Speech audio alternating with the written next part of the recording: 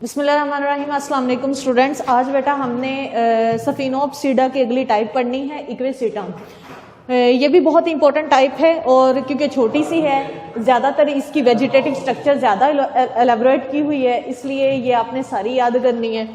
इक्वेसिटम सफिनोप्सिडा class से belong करती है और इसका कॉमन नेम है हॉर्सटेल, क्योंकि बेटा इसकी जो वेजिटेटिव बॉडी है वो स्पोरोफाइट होती है और उसके ऊपर ना बारीक बारीक हेयर्स होते हैं, हेयर लाइक लीव्स होते हैं बारीक बारीक।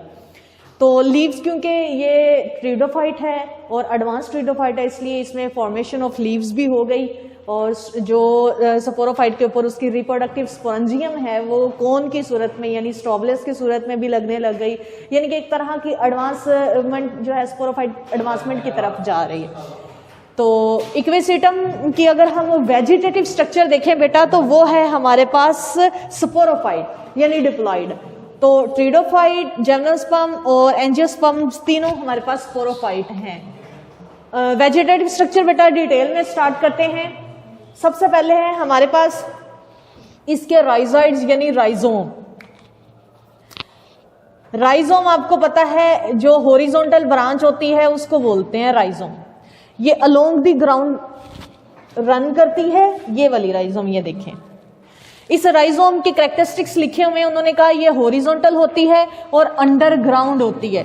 अंडरग्राउंड होती है, हॉरिजॉन्टल होती है, लेकिन ये ग्राउंड के ऊपर राइजोइड्स नीचे की तरफ डाउनवर्ड जो है वो फिलामेंटस आउटग्रोथ देती है। इसके अलावा कुछ वर्टिकल इरेक्ट ब्रांचेस भी देती है और वही वर्टिकल इरेक्ट ब्रांचेस जो हैं वो उसकी मेन स्पोरोफाइटिक बॉडी है जो हमें नजर आती है।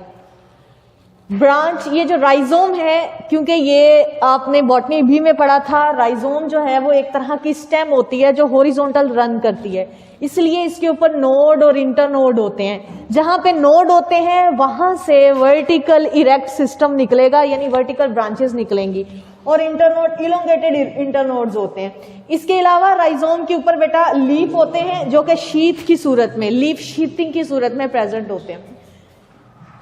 ये हमारे पास राइजोम है और जहां पे आपने ये शीथिंग बनाई हुई है, जहां से ये शीथिंग एंड हो रही है और ये इरेक्ट ब्रांच निकल रही है, डेफिनेटली वो वाला जो पॉइंट होगा वो नोड होगा। ये नोड, एक नोड वो वाली जगह है जहां से इरेक्ट ब्रांच निकल रही है, दूसरा नोड वो वाली जगह है जहां से लेटरल ब्रांचेस भी निकल रही हैं और वहां से लीव्स भी निकल रहे हैं। और आपको पता है साइड वाली जितनी भी चीजें प्लांट से अराइज होती हैं वो नोड से ही होती हैं।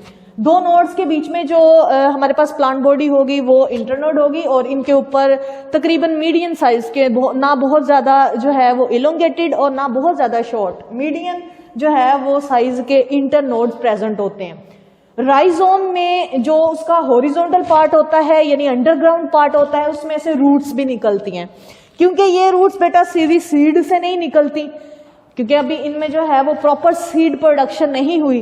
तो हमने कहा था सीड के अलावा किसी भी पौधे के हिस्से से जो रूट्स निकलेंगी वो एडवेंटिशियस रूट्स होंगी। तो ये वाली फिर जो रूट्स निकल रही हैं ये एडवेंटिशियस रूट्स हैं और इनका काम उसी तरह जो है वो रूट की तरह है। तो ये हमारे पास पूरी राइजोम जो इक्वेसिटम की राइजोम है उसकी डिस्क्रिप्शन है हमारे पास।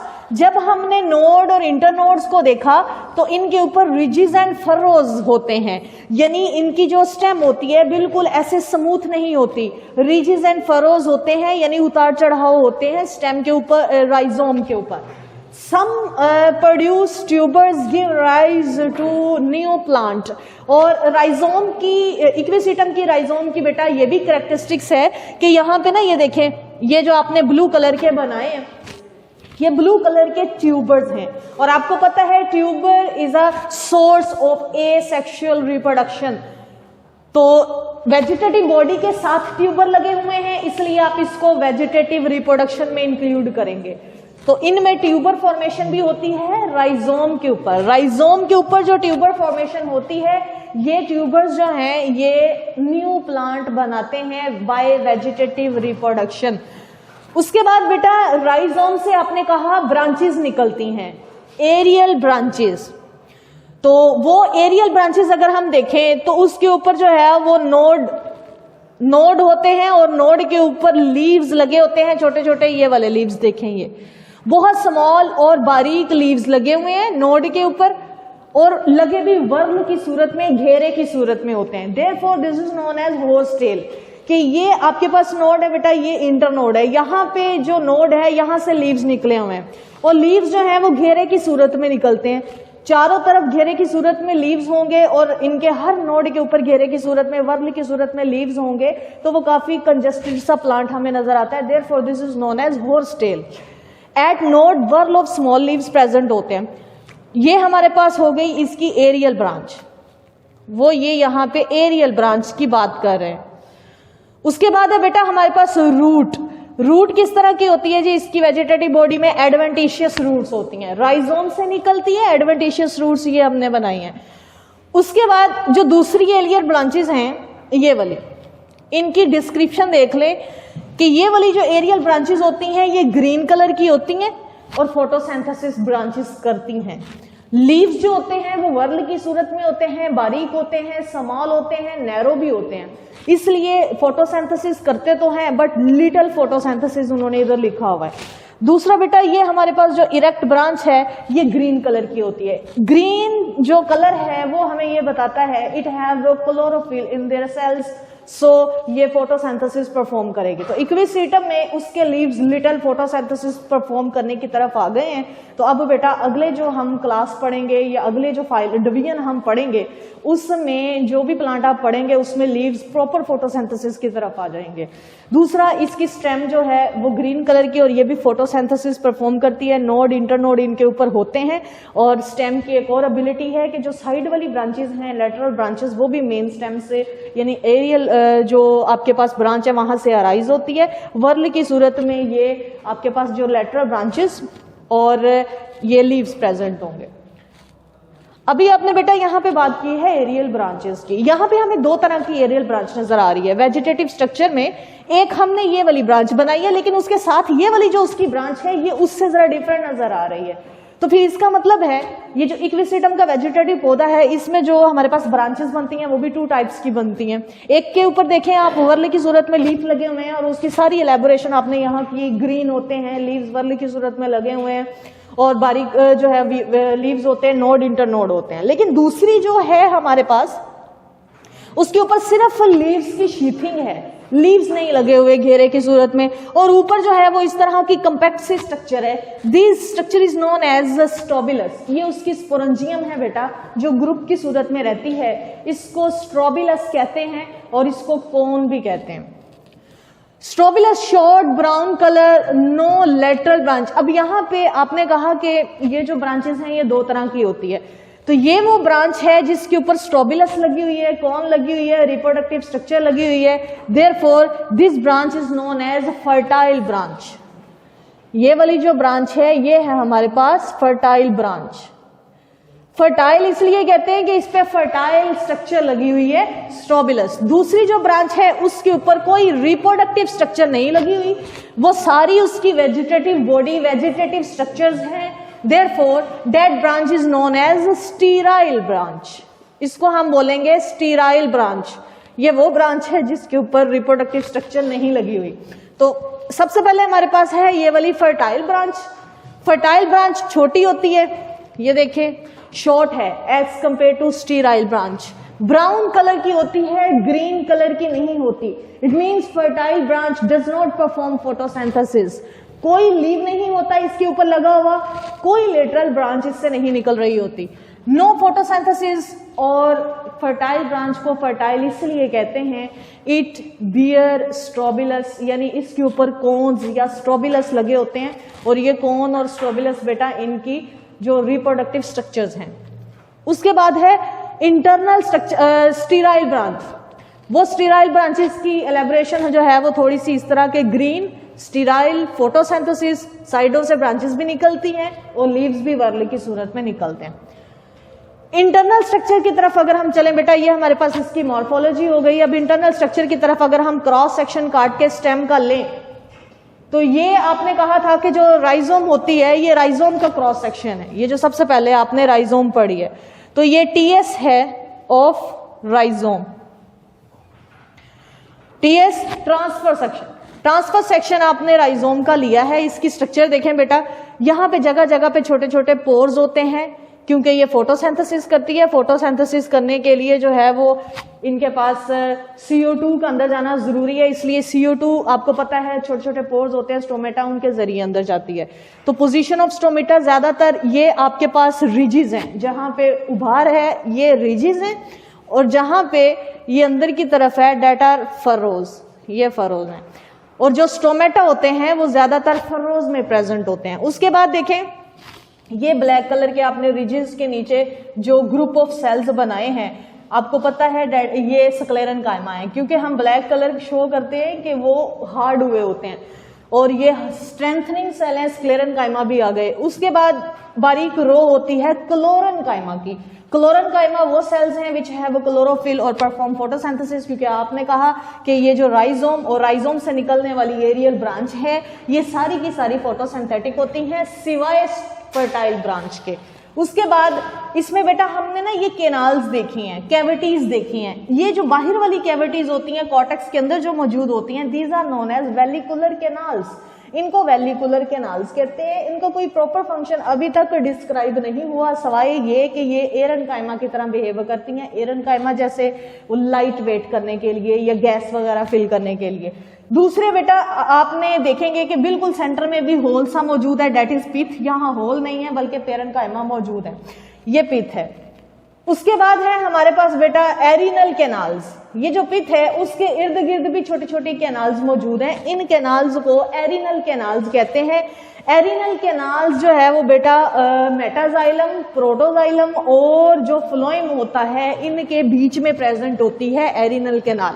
आपकी बुक में एरिनल कैनाल की भी कोई प्रॉपर डिस्क्रिप्शन नहीं बताई, लेकिन आपने ये जरूर याद रखना है कि इक्विसीटम इसलिए ज्यादा इंपॉर्टेंट है कि इसका जो ट्रांसफर सेक्शन है उसमें 2-3 तरह की कैविटीज आती हैं, स्पेशली 2 तरह की, एक वेलिकुलर कैविटीज और दूसरी तरह की कैविटीज हैं एरिनल कैविटीज। ठीक है, कैरिनल कैविटीज। उसके बाद है बेटा हमारे पास, अगर हम इसी स्ट्रक्चर को, इतनी सी स्ट्रक्चर को मजीद एलैबोरेट करके देखें तो ये जर्नल है, ये भी आपने बनानी है, लेकिन उसमें हम सारे पार्ट उसके बताएंगे, तो वो भी आपने जो है वो ट्रांसफर सेक्शन बताना है।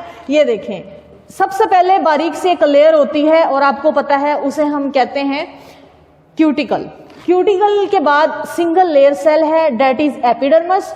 और एपिडर्मस के अंदर जहां एक जगह पे जो है वो आप ओपनिंग बनाएंगे, वो ओपनिंग जो है वो स्टोमेटा आप उसको कहेंगे। और वो ओपनिंग आपने रिजिस के ऊपर नहीं बनानी, फरो के अंदर बनानी है। उसके बाद जहां पे ये रिज वाला पोर्शन है, इसके नीचे ये ब्लैक कलर के जो सेल्स हैं, डेफिनेटली ये इस तरह क्लोरन कायमा है। और आपको पता है क्लोरन कायमा स्ट्रेंथनिंग सेल्स होते हैं, ये थिकनेस प्रोवाइड करने के लिए, स्ट्रेंथ प्रोवाइड करने के लिए होते हैं। उसके बाद ये ब्लू कलर की 3 से 4 लेयर ऑफ सेल्स आपने बनाई है, इनको आप क्लोरन कायमा कहें, क्योंकि इनके अंदर जो है वो क्लोरोफिल होते हैं, क्लोरोप्लास्ट होता है, और क्लोरोप्लास्ट जो है वो फोटोसिंथेसिस परफॉर्म करता है। उसके बाद बेटा कॉर्टेक्स वाला पोर्शन आ जाता है। आपको पता है एपिडर्मिस के बाद कॉर्टेक्स आता है, और ये सारा रीजन कॉर्टेक्स का होगा। ये जो कॉर्टेक्स वाला रीजन है, ये हमने थिन वाल सेल्स बनाए हैं, ये पैरेन्काइमा है। और यहाँ पे देखें, इस तरफ भी एक कैविटी का हाफ आया है, उस तरफ भी कैविटी का हाफ, ये बिल्कुल ये वाली एरिनल कैविटी, ये वेलिकुलर कैविटी है। वेलिकुलर कैविटी के बाद एंडोडर्मस। एंडोडर्मस वेल डेवलप होती है इनमें, और एंडोडर्मस के बाद जो पेरिसाइकल है बेटा वो भी वेल डेवलप होती है। इनमें उन्होंने बताया जो स्टील होता है वो साइफनो स्टील होता है। साइफनो स्टील का मतलब है कि स्टील ट्यूब्स की सूरत में जगह जगह पे मौजूद होता है।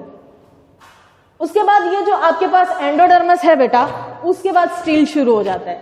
सबसे पहले मेटाजाइलम होगा। अगर हम कॉर्टेक्स की तरफ से जाएंगे तो सबसे पहले होगा हमारे पास मेटाजाइलम। आपको पता है मेटाजाइलम मैच्योर जाइलम होता है। उसके बाद फ्लोएम मौजूद होगा। फ्लोएम के बाद हमारे पास एक लेयर आएगी प्रोटोजाइलम की। मेटाजाइलम, फ्लोएम और प्रोटोजाइलम, ये हमारे पास स्टील के हिस्से हैं। इसके बाहर पेरिसाइकल और उसके बाद हमारे पास एंडोडर्मस है। अंदर वाली साइड पे ये जो हमने कैविटी बनाई है, ये वाली कैविटी है। ये इस कैविटी को आप कैरिनल कैनाल बोलें। ये कैरिनल कैनाल के बाद बेटा हमारे पास पिथ वाला रीजन आ जाता है। और इसी को अगर हम जो है वो क्लोज करके देखें तो ये हमारे पास पूरी structure with alternate ridges and furrows आ गए। तो यहाँ पे आपने जो है वो इंटरनल स्ट्रक्चर ऑफ स्टेम की ये डायग्राम भी बनानी है और ये वाली डायग्राम भी बनानी है, अगर वो आपको इक्विसीटम की पूरी टाइप देते हैं तो। और इक्विसीटम की टाइप बेटा इंपॉर्टेंट है।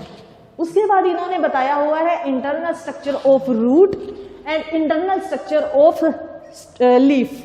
बिल्कुल जैसे हम जनरल पढ़ के आए हैं कि रूट के अंदर जो सारी चीजें मौजूद होती हैं, जैसे एपिडर्मस उनके अंदर भी होगी, कॉर्टेक्स भी होगा, लेकिन रूट के अंदर ये जो स्क्लेरन कायमा है और क्लोरन कायमा स्पेशली नहीं होंगे, क्योंकि रूट अंडरग्राउंड है, इनके पास ये वाली रूट है और एडवेंटिशियस है इसलिए। और उसमें जो है वो पिथ भी इतनी नहीं होती, ठीक है, पिथ भी रूट में नहीं होगी और कैविटीज भी रूट के अंदर इतनी नहीं पाई जाती। दूसरी लीफ में सबसे पहले एपिडर्मस होगी उन्होंने कहा, उसके बाद बेटा मीजोफिल सेल्स होंगे। मीजोफिल सेल्स में पैलिसेड, स्पॉन्जी मीजोफिल दोनों हो सकते हैं, लेकिन स्पॉन्जी मीजोफिल्स ज्यादा होंगे। उसके बाद जो है वो स्टील, उसी तरह साइफोनोस्टील होगा। तो उन दोनों की स्ट्रक्चर बेटा उन्होंने नहीं लिखी, क्योंकि सबसे ज्यादा इंपॉर्टेंट इनकी ये वेजिटेटिव स्ट्रक्चर में एरियल ब्रांचेस हैं, इसलिए उन्होंने एरियल ब्रांच के इंटरनल स्ट्रक्चर्स दोनों बता दिए। अगले लेक्चर में हमने इसकी जो यहाँ पे स्टीराइल ब्रांचेस को आपने डिस्कस कर लिया, इससे अगले लेक्चर में हम फर्टाइल ब्रांच को देखेंगे, यानी अब हम रिप्रोडक्शन की तरफ जाएंगे। तो अगले लेक्चर में हमने ये देखना है कि यहाँ पे ये जो स्ट्रोबिलस हमने बनाई है ये कौन सी है, स्पोरेंजिया किस तरह अरेंज होते हैं, और ये रिप्रोडक्शन करके इसकी गमीटोफाइट कहाँ है, और गमीटोफाइट से अगेन ये स्पोरोफाइटिक बॉडी बनानी है। उसके लिए बेटा ये वाली जो डायग्राम है ये आप नोट डाउन करेंगे, क्योंकि अगले लेक्चर में ये डायग्राम दोबारा नहीं बनेगी। अगले लेक्चर जब आप लेंगे ना नेक्स्ट, तो ये वाली डायग्राम आप अपने सामने रख के उस लेक्चर का, इसका नेक्स्ट हम क्रॉस सेक्शन ही बनाएंगे। ये वाला लेक्चर आप लेंगे। अल्लाह हाफिज।